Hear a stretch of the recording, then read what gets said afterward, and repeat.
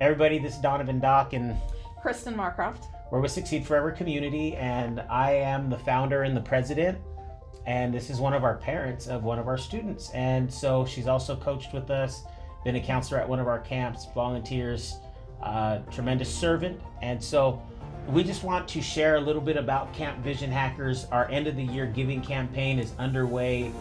We're seeing some amazing progress, talking with realtors, investors, all kinds of people. So we just want to continue to get a little bit of information to you guys so you understand what's going on. And what I love about Kristen is she's had several of her children, all of her children at our camps at one point or another. So I just like to turn it over to you and ask a little bit about your journey with us, how some of the positives that you've seen with your children, and I'm gonna let you take it from there. Okay.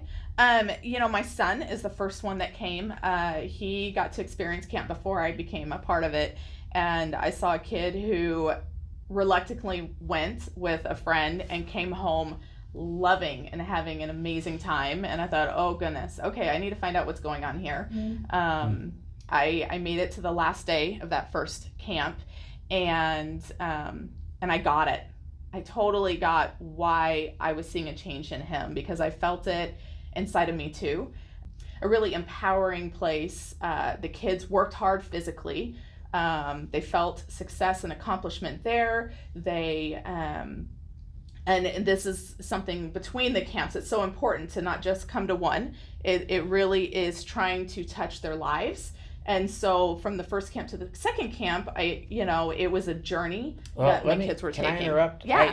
Just real quick, I think what's kind of important, you guys, and she said something that I really wanted to make a point out of, and that's just to remind you that we've been in the schools, the public schools, for the longest time, and COVID is what forced us into these outdoors. Going outdoors and setting up obstacles, setting up, you know what I mean, different little things outside that forces us outside of ourselves. And so being stuck in the institution sometimes doesn't always give way to understanding the bigger you, the bigger vision, understanding your why and your purpose, and so many of the things that we're trying to teach and that we are teaching, and even the obstacles and persevering through that. So that's what she's referring to when she says there was action and there was work, that we were forcing them out of their comfort zones. We continue to force them into some situations. It's fun, but the environment is conducive to them learning about themselves and their little ideas and encouraging them in that. So yeah, well, on top of that, not just the thing that I loved about the second camp that we went to is the team leaders, the volunteers, the parents. They were doing the same things that the kids were doing.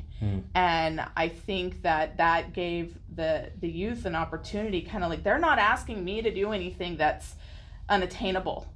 They are doing the same thing. They're being asked to do the same thing. We are being asked to do the same thing as these parents and the leaders. They're there with us, not telling us what to do. And I loved that, because it gave the youth an opportunity to give, to take and to give. And it was this between the campers, between the volunteers and the campers. It was a really beautiful moment. Yeah, so cool. I was just gonna say, I think I had one parent comment that she hadn't been pushed this hard in years, and didn't I know that she'd had 4 kids and that she almost peed herself. So that was it's a crazy camp. And, all right. I just thought I'd share that with you guys. What was also really amazing about this is when you do things of this nature, we have to prove to our children, we have to prove to ourselves that there's a reward at the end of our work. You know what I mean? How do you duplicate success, Kristen?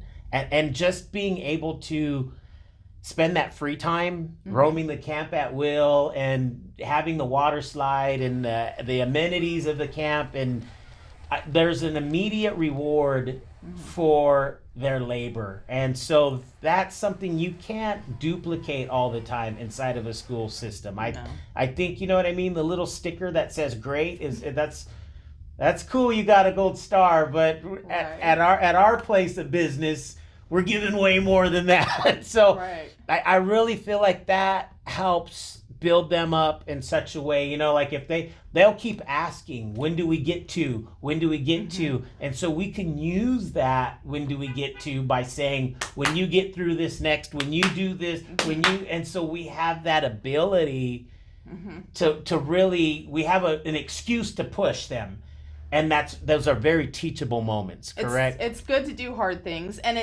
and you were saying duplicate it. I mean, it really is building layer upon layer on these kids. Every single success builds upon the other one, which was what was so cool.